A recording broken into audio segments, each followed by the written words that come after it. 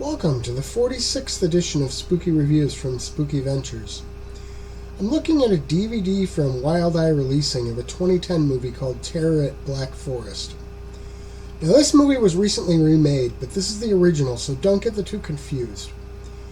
This is a slasher film that was obviously made with a tiny budget. It opens with a prequel scene where a couple is attacked by an unknown assailant wearing the kind of homemade mask that used to be the thing of Halloween nightmares. The husband is killed almost immediately, but the villain sexually assaults the woman before killing her. The thing is, hearing her screams, her son comes upon the scene and sees most of the assault and the murder. Now, after that prequel, we're introduced to a group of 4 people getting ready to make a trek into those same woods 20 years later. And they're going to go camping there. During the car ride there, a bulletin comes over the radio saying that a man has escaped from a mental hospital.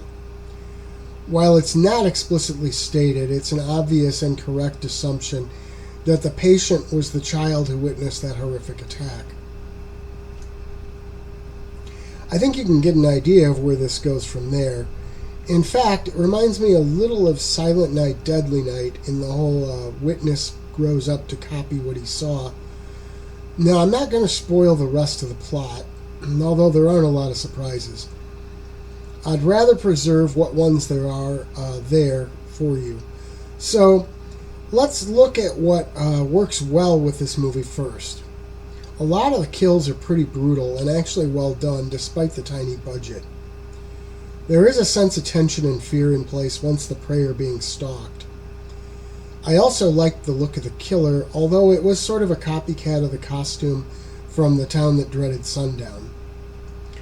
Another little detail that I found very cool is that one of the main characters has the last name Strode, which I think is an obvious tribute to Halloween.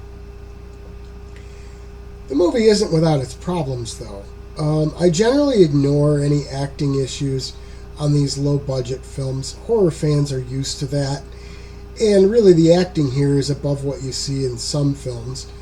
So, while this is nothing Oscar-worthy, it's certainly competent. The first issue that came up for me was that the walk into the woods was far too long. I didn't actually time it out, but they said at one point that it was going to take them about 2 hours to make the hike. Well, it might not have been that long in terms of movie time, but it sure felt like I was watching all two hours of it, really. Secondly, there was an annoying blue filter on a lot of the footage. I think they used it to try to make it look like scenes that were filmed in the daylight were actually in the dark, but it didn't seem effective and just looked weird and not in a good way. Some of the scenes that didn't have that were just plain too dark, too.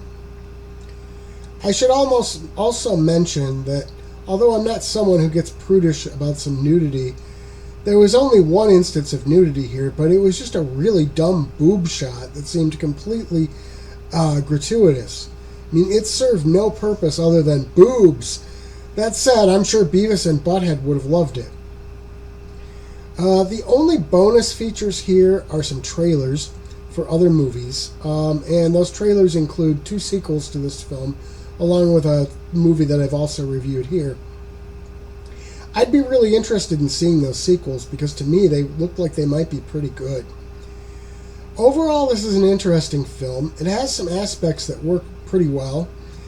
I also think that really it was intended more as a love letter to the horror art form that is the slasher film, and is certainly worthy of some respect on that level alone. Spooky Ventures is the home for spooky content and spooky merchandise on the web. Check it out today at spookyventures.com. And remember, always keep it spooky.